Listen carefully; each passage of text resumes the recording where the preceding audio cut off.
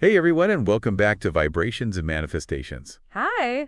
Today we're diving deep into a topic that's been buzzing in the Yeah. manifestation world, the art of allowing. Oh, We've yeah. gotten a ton of questions from you all wanting to know exactly Yeah. how to use this principle Yeah. to shift your reality Uh-huh. and bring those big dreams to life. It definitely seems like a lot of people are feeling called to step into a more empowered role in their lives, moving beyond just wishing and hoping to actually creating the experiences they desire. Right. So many of you are already familiar with the law of attraction, Hey. that like attracts like energy principle. Yeah. You're putting in the work with vision boards, affirmations, and all that good stuff. Hmm.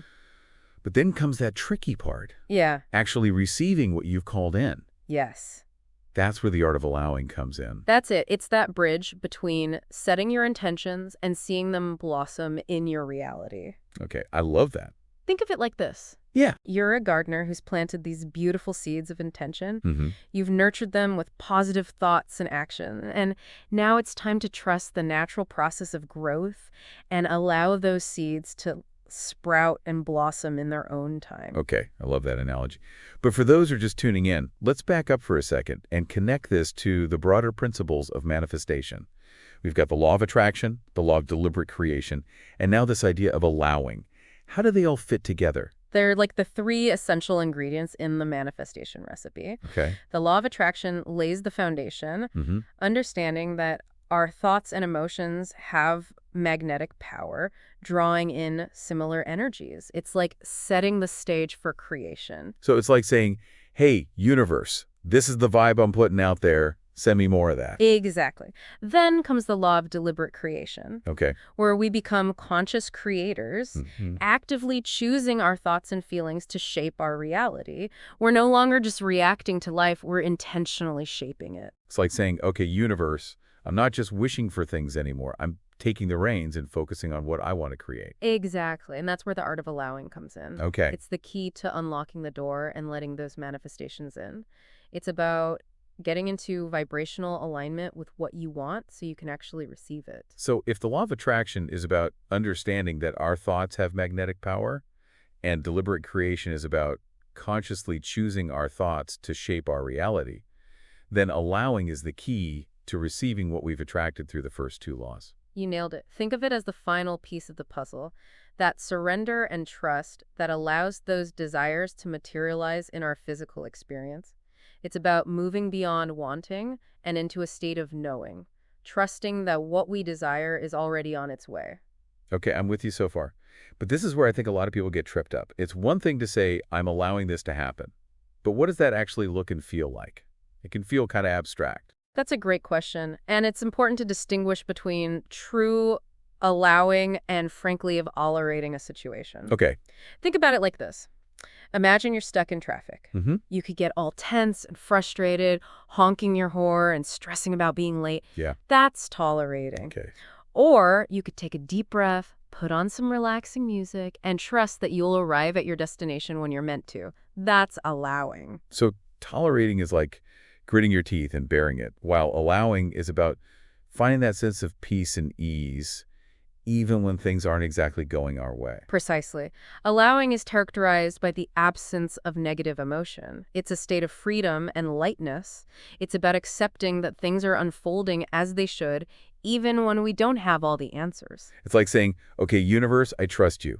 I'm not going to micromanage the process. Just show me the way. Exactly. And that trust is where the magic happens. It's about believing that the universe has your back, even when things feel uncertain or chaotic. Okay, I'm starting to see the power in this.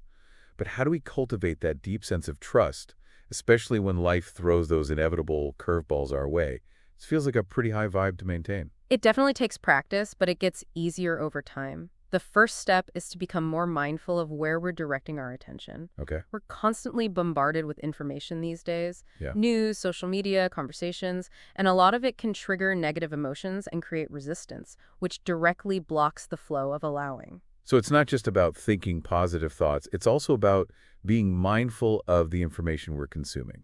Kind of like curating a mental diet. Precisely. It's about choosing to focus on things that feel good, that inspire us, that align with our desires. And that's where one of my favorite allowing techniques comes in. Ooh, The 30-day challenge to see what you want to see. ooh, I'm intrigued. Tell me more about this challenge. It's simple but powerful. For the next 30 days, commit to intentionally focusing on seeing what you want to see in yourself, in others, and in your experiences, regardless of the circumstances. Okay. For example, instead of focusing on your coworkers' annoying habits, look for their positive qualities. Mm-hmm. Instead of dwelling on the traffic jam, appreciate the beautiful scenery or use the time to listen to an inspiring podcast. So it's about training our minds to look for the good, even in seemingly negative situations. Exactly. It's about consciously choosing to focus on what we want to experience rather than getting sucked into the negativity that surrounds us. And the more we practice this, the more we rewire our brains for positivity and abundance. I love that. Yeah. So step one is selective focus, Yeah. like a gardener tending to their mental garden, weeding out negativity and planting seeds of positivity. What's next? Emotional management is crucial. Okay. We talked about how allowing is a state of freedom from negative emotion, and your emotions are like your internal compass guiding you towards or away from your desires. So paying attention to how we feel is key. Absolutely. If you're feeling anxious, frustrated, or doubtful, it's a sign that you're out of alignment with the energy of allowing. It's like your emotional guidance system is sending you a signal that you're off course. Okay, but what do we do when those negative emotions inevitably creep in? We're all human, after all. The key is to not resist them. Acknowledge them, allow yourself to feel them, but don't dwell on them. Remember that every emotion is temporary. Like waves in the ocean, they will eventually subside. The more we resist negative emotions, the stronger they become. But when we allow them to flow through us without judgment, they lose their power. So it's about observing those negative emotions without getting swept away by them. Exactly. It's like watching a storm from a safe distance. Mm-hmm. You acknowledge its power, but you don't let it consume you. Okay, that makes sense. And what about self-acceptance? I've heard that's a big part of allowing, too. Absolutely. Self-acceptance is the foundation of allowing. It's about embracing who we are, flaws and all, and recognizing our inherent worthiness. You know, a lot of resistance stems from the belief that we're not good enough, not worthy enough, not deserving of the things we desire. Like we're blocking our own blessings with those limiting beliefs. Exactly. So a key part of allowing is to cultivate self-love and compassion, to recognize that we are perfect just as we are, and that we are deserving of all the good things life has to offer. So it's about saying, I am enough, just as I am. I am worthy of receiving all the abundance the universe has in store for me. Exactly. And when we truly believe that, we open ourselves up to receive all the good that is waiting for us. It's like we remove the blockages and allow the flow of abundance to rush in. This is resonating so deeply. Yeah. So far, we've talked about selective focus, emotional management, and self-acceptance.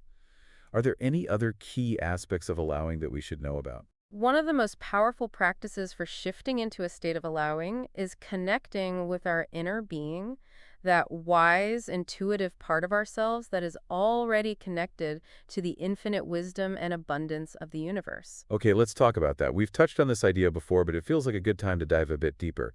Who or what is our inner being? Think of your inner being as the wisest, most powerful part of you, the part that is already connected to the infinite wisdom and abundance of the universe. Okay. It's that still, small voice within that always knows the way. So it's like our own personal GPS system guiding us towards our highest potential. Exactly, and by tapping into that inner wisdom, we can gain clarity, confidence, and guidance on our journey. Okay, I love that, but how do we actually connect with our inner being? It seems kind of mysterious and elusive. It's simpler than you might think. Okay. One of the most effective ways to connect with our inner being is through meditation. Ah, meditation. We all know it's good for us, but how does it actually help us with allowing? When we meditate, we calm the mental chatter and create space for that inner voice to emerge.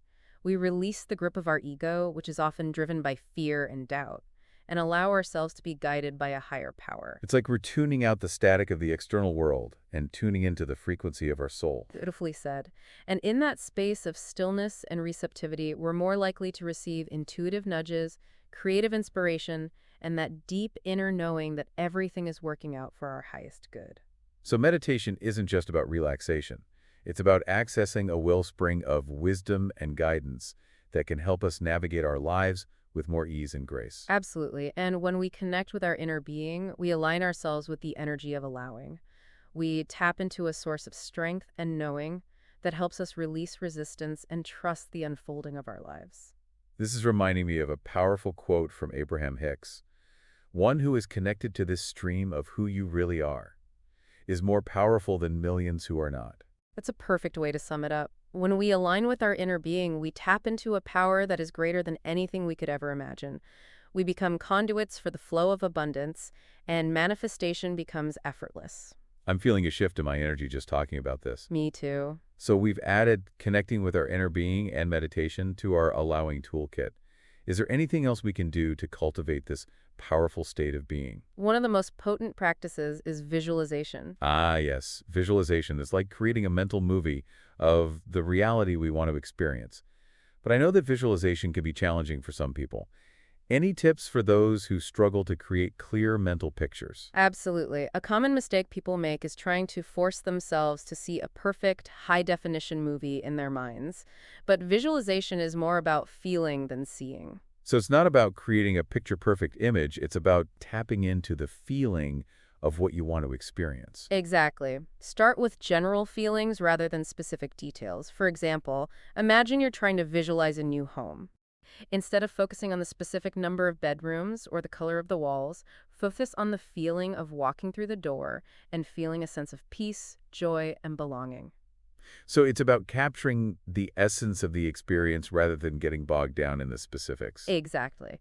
And another helpful tip is to engage all your senses. Okay. The more vivid and multisensory your visualization is, the more real it will feel to your brain. So in our new home visualization, we could imagine the smell of freshly baked cookies, the sound of laughter echoing through the rooms, the feeling of sunlight streaming through the windows, and the taste of a delicious meal shared with loved ones. Exactly. And as you practice, you'll find that visualization becomes easier and more enjoyable. It's like tapping into your own inner creative wellspring. This is so helpful. I think a lot of people, myself included, get intimidated by visualization because they think they need to create these elaborate movie-quality scenes in their minds. Yeah. But it sounds like it's more about finding those simple sensory experiences that resonate with us and build from there. You nailed it. Visualization is about finding what works for you and making it your own.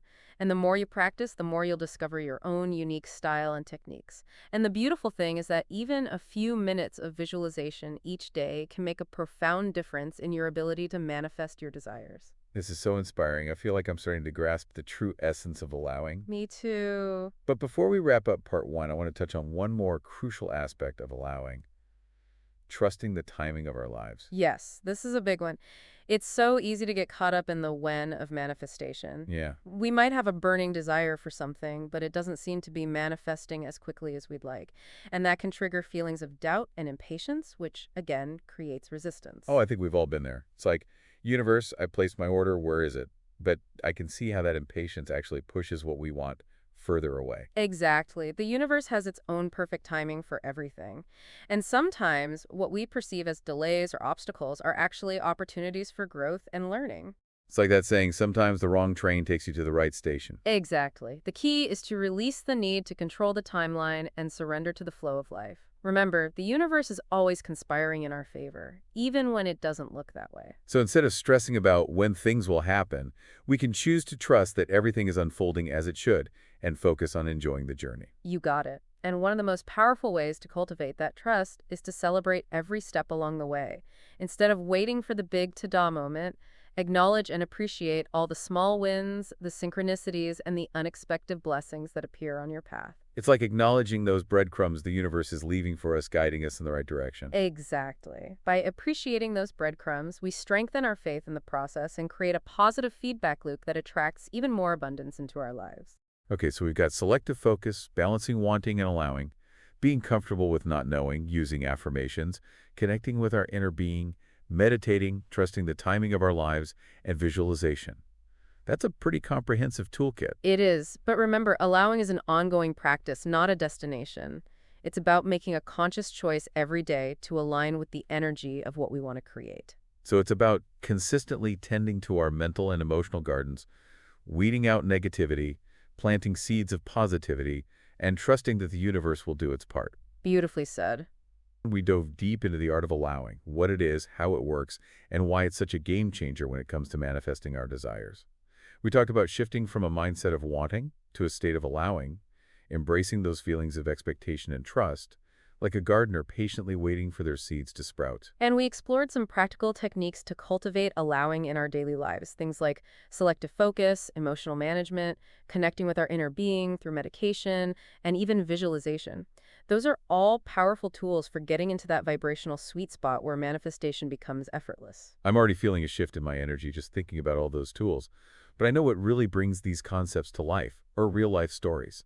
It's one thing to understand the principles, but seeing them in action is what truly ignites that spark of possibility. You're so right. Hearing how other people have used these principles to create tangible changes in their lives can be incredibly inspiring and motivating. It's like seeing those seeds blossom into beautiful flowers right before our eyes. So for part two, we're going to dive into some inspiring stories from our listeners who have used these principles to manifest incredible transformations in their lives. And I have to say, I was blown away by these emails.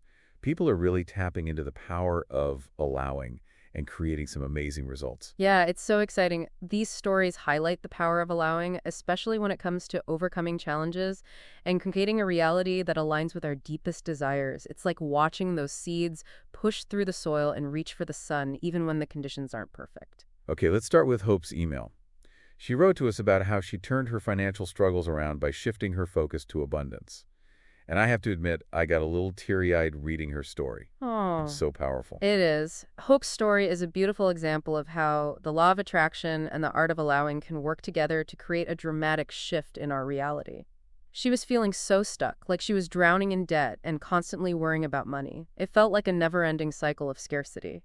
It's so easy to get trapped in that cycle, especially when it comes to finances. It's like those fears and worries become a self-fulfilling prophecy.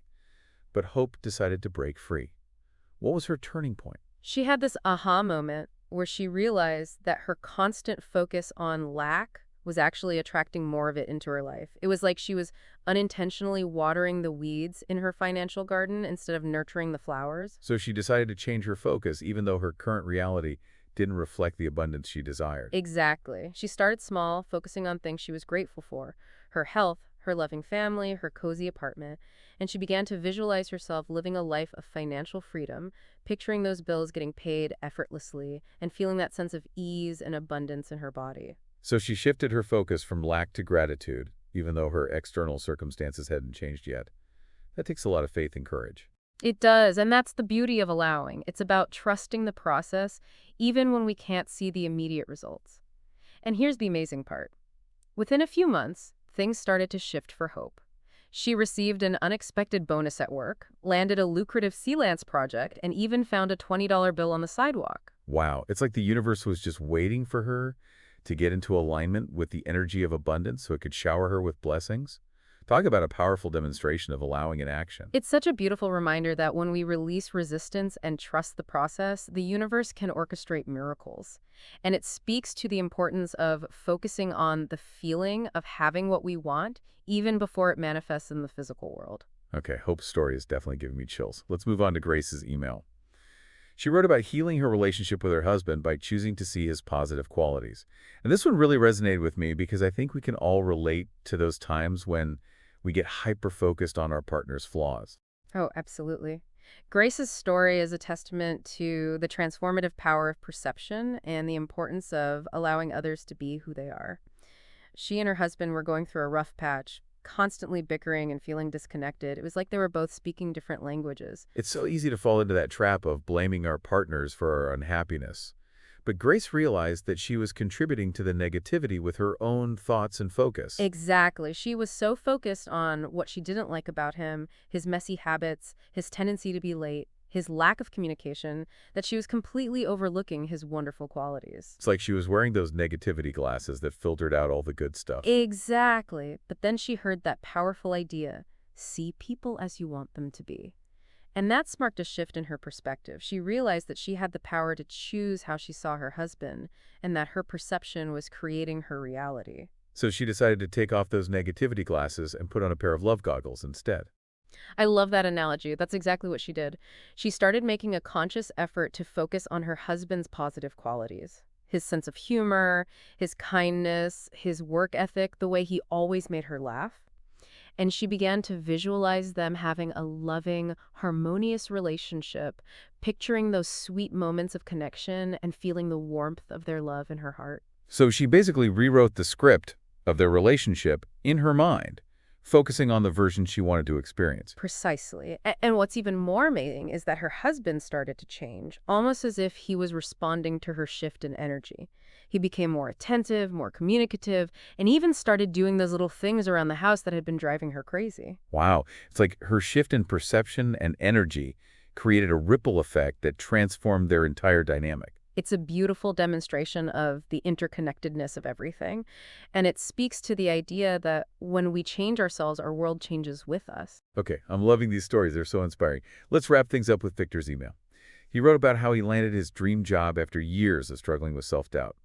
And this one is particularly close to my heart because I know firsthand how those pesky, limiting beliefs can hold us back from achieving our goals. Oh, I hear you. Victor's story is a fantastic example of how the art of allowing can help us overcome those self-imposed barriers and step into our full potential. He had so much talent and passion, but he kept getting in his own way with negative self-talk. He was convinced that he wasn't qualified enough, experienced enough, or smart enough to land his dream job. It's like he had built this invisible cage around himself with those limiting beliefs. But something shifted for him. What was it? He stumbled upon that empowering idea: if you can imagine it, it's already possible. And that sparked a shift in his mindset. He realized that if he could visualize himself succeeding in his dream job, feeling confident and fulfilled, he could start to dismantle those limiting beliefs. It was like he finally saw the key to unlock the cage. So he took a leap of faith and started acting as if visualizing himself in the job, feeling the success, and embracing that feeling of worthiness. Exactly. He stopped focusing on what he lacked and started focusing on what he had: his skills, his experience, his unique talents. And he began to visualize himself walking into that dream job interview, feeling calm, confident, and prepared. He even imagined himself receiving the job offer and feeling that surge of joy and excitement. So he combined visualization with feeling the emotion of already having it, like he was living the reality he desired in his mind. Precisely. And what happened next is nothing short of amazing. Within a few weeks, he found a job posting that seemed tailor-made for him.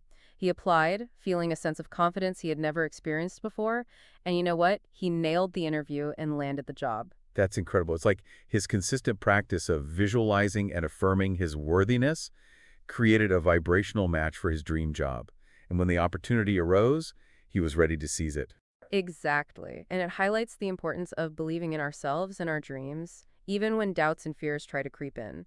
It's about remembering that we are capable of anything we set our minds. Victor's story is so inspiring. These stories, Hope's financial transformation, Grace's relationship healing, and Victor's career breakthrough, all demonstrate the power of allowing in action.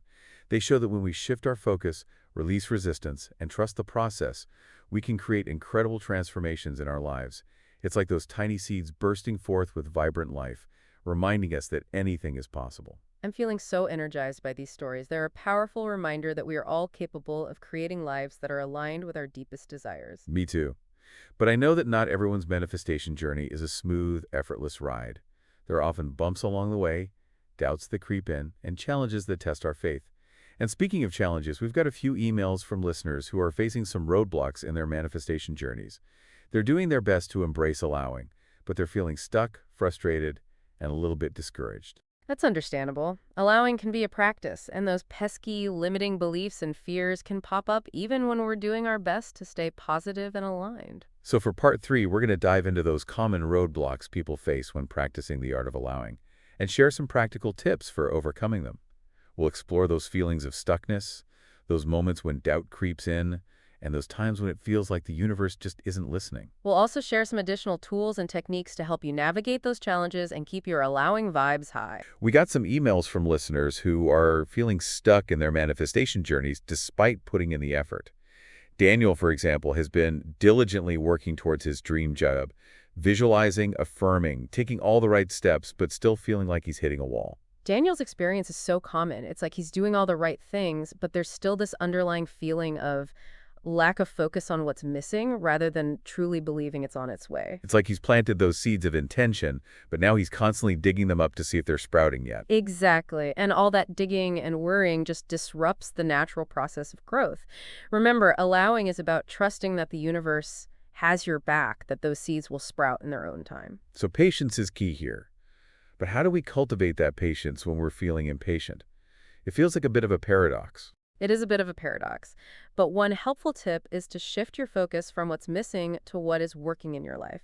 It's about acknowledging and appreciating all the good that's already present. So for Daniel, that might mean celebrating the skills he's developed in his current job, the connections he's made, the financial stability he already has. Exactly. It's about reminding himself that he's already abundant in so many ways, which creates a vibration of gratitude that can help loosen the grip of those stuck feelings. It's like giving those seeds a healthy dose of sunshine and water instead of constantly digging them up to check on their progress. Another helpful shift is to focus on the journey, not just the destination. Instead of obsessing over that end goal, celebrate each step you take in that direction. So if Daniel lands an interview for a job that aligns with his passions, he could celebrate that as a win, even if he doesn't get the job offer. Absolutely. Each interview is a learning experience, an opportunity to refine his skills and get closer to his dream job. And by acknowledging those milestones, he'll stay motivated and energized rather than feeling discouraged or defeated. Like enjoying the scenic route instead of just focusing on the arrival time. Exactly. And speaking of scenic routes, let's talk about Ethan's email. He's really struggling with visualization, finding it hard to create those clear mental pictures we talked about in part 1. I can relate to that. Sometimes my mind feels like a jungled mess of images, and it's hard to hold on to a specific vision. That's totally normal, and it's important to remember that visualization isn't about creating a perfect high-definition movie in your mind. It's more about feeling than seeing. So if Ethan's trying to visualize better health, he could start by simply focusing on the feeling of energy flowing through his body, or the sensation of taking a deep breath and feeling calm and relaxed. Exactly. It's about starting with those foundational feelings and then gradually layering in more details as his comfort and clarity grows. It's like building a house. You start with the foundation, and then gradually add the walls, the roof, the finishing touches. Another helpful technique is scripting. It's like writing your own personal movie script for the reality you want to experience, engaging all your senses. Ethan could write a detailed description of his ideal day as a healthy, vibrant person, describing everything from the taste of his nutritious breakfast to the feeling of his strong, energized body. So it's like painting a vivid picture with words. Exactly. And the more details he includes, the more real it will feel to his mind. It's like he's creating a blueprint for his subconscious mind to follow. Okay, so for those who struggle with visualization, start with feelings, gradually add details, and use scripting to create that vivid mental experience. I love it. And remember, visualization is just one tool in the Allowing Toolkit. There are so many ways to connect with our desires and create a vibration of expectation and trust. This has been a fantastic deep dive into the art of allowing. We've explored the key principles, unpacked inspiring stories, addressed common challenges, and even offered some practical tips to help our listeners navigate those inevitable bumps in the road. My biggest takeaway is that allowing isn't about passively sitting back and waiting for things to happen. It's about taking inspired action while maintaining that unwavering trust and expectation that the universe is working behind the scenes, orchestrating all the details to bring our dreams to life. It's like we're co-creating with the universe, setting our intentions, taking aligned action, and then allowing the magic to unfold. Exactly, and that's where the true power lies. Well said. And to all our amazing listeners, thank you for joining us on this deep dive. We hope you've gained some valuable insights and tools to help you navigate the art of allowing and create a reality that truly aligns with your soul's desires. Remember, you are powerful creators, and you have the ability to shape your reality. So go out there and allow the magic to unfold. And until next time, keep those vibrations high and those manifestations flowing.